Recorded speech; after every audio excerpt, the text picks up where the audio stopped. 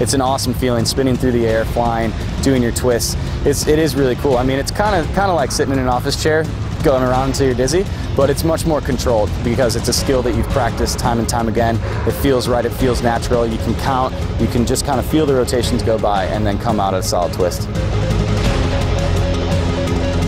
Well, the twist should look nice and a nice clean line, very straight, and obviously the arms wrapped closely to the body.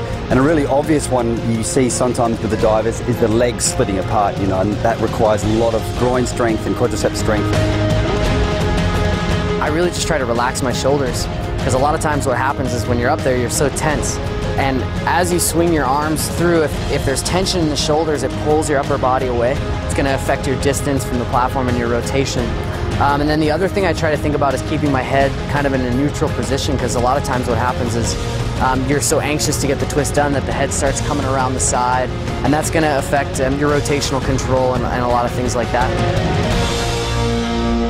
A lot of times if you twist too early, it's really easy to get lost in the air, it's easy to get off axis and a bit wobbly, and I think that's where most of the, I guess, mistakes in twisting come in. So you really have to be focused, and you really have to be able to calm your nerves and trust that if you kind of do your straight takeoff and then initiate the twist, then it'll go well.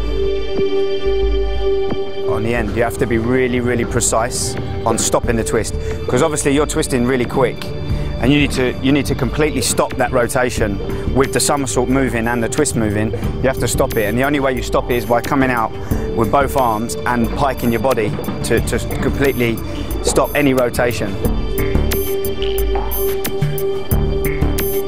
In cliff diving, it's really important to have a good twisting technique. You can get a lot of degree of difficulty by adding lots of twists. I think somersaulting dives, you know, if you're adding an extra somersault, then you're increasing the risk of getting lost in the air, and it's much harder to control because the rotation's a lot quicker. So you can do a more effective dive in terms of degree of difficulty by adding more twists rather than somersaults.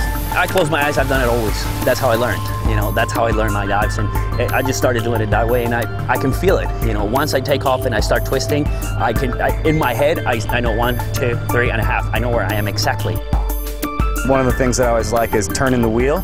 So you initiate your rotation and you put one hand down and then you turn the wheel with your arms, and that kind of brings it in up and tight into your body. So yeah, you start with a half twist, go on to a full, and then start adding them from there.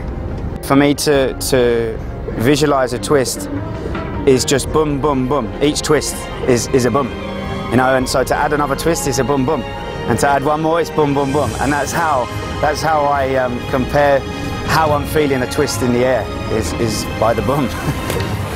In Colombia, of course, we dance a lot.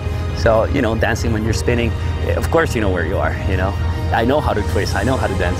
It's comparable, but, you know, in diving, it happens way too fast. You know, when you're doing any of this other real life or normal life situations where you twist, everything's very slow. In diving, I do 4 twists in 1 second. You know, it is very quick.